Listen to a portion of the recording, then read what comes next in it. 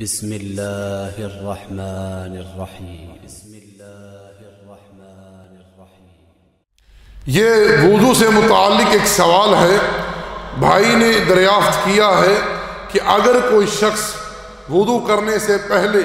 بسم اللہ کہنا بھول جائے تو اس بارے میں کیا حکم ہے؟ اسی طرح آگے انہوں نے دوسرا سوال لکھا ہوا ہے، وضو ہی کے متعلق کہتے ہیں کہ ہم بہت سارے لوگوں کو دیکھتے ہیں کہ وہ لوگ جب وضو سے فارغ ہوتے ہیں تو آسمان کی طرف چہرہ کر کے کلمے کی انگلی سے اشارہ کرتے ہوئے کلمہ شہادت پڑھتے ہیں، اس بارے میں بھی بتلا دیجئے۔ دراصل پہلی بات جو بھائی نے دریافت کی ہے، وضو سے پہلے اگر کوئی بسم اللہ کہنا بھول جائے تو اس تعلق سے کیا حکم ہے؟ یہی سوال، یہی بات شیخ عبدالعزیز بن باز رحمۃ اللہ علیہ سے دریافت کی گئی۔ شیخ رحمۃ اللہ علیہ نے فرمایا کہ وضو سے پہلے بسم اللہ کہنا مستحب ہے، کیونکہ جو اس تعلق سے حدیث مروی ہے وہ ضعیف ہے، لیکن ہم نبی علیہ السلام کے عمومی عمل کو دیکھتے ہیں،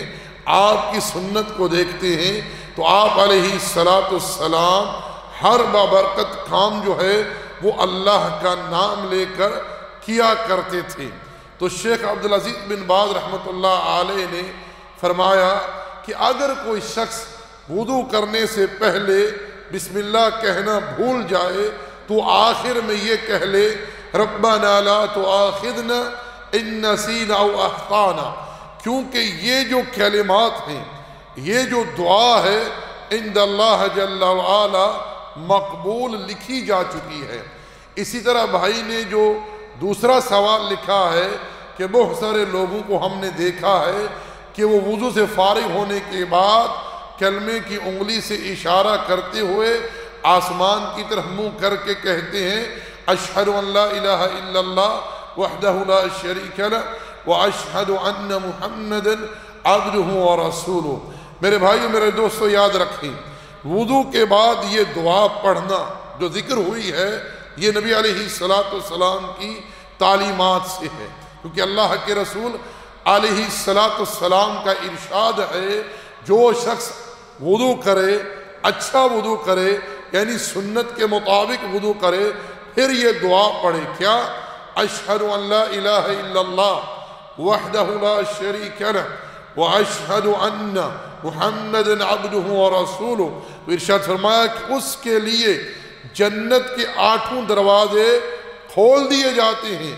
جس سے مرضی جنت میں داخل ہو جائے۔ لیکن بھائی نے جو دریافت کیا ہے کہ لوگ آسمان کی طرف چہرہ کر کے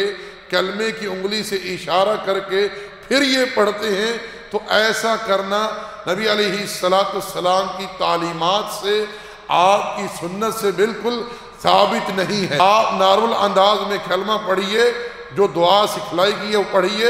بغیر آسمان کی طرف چہرہ کیے، بغیر اشارہ کیے، کیونکہ نبی علیہ السلام کی سنت کی اتباع ہی میں ہمارے لیے عافیت ہے۔ اللہ جل وعلا کے ارشاد ہے لَقَدْ كَانَ لَكُمْ فِي رَسُولِ اللَّهِ أُسْوَةٌ حَسَنَةٌ، یقیناً تمہارے لیے ہمارے رسول کے اسوے میں بہترین نمونہ ہے۔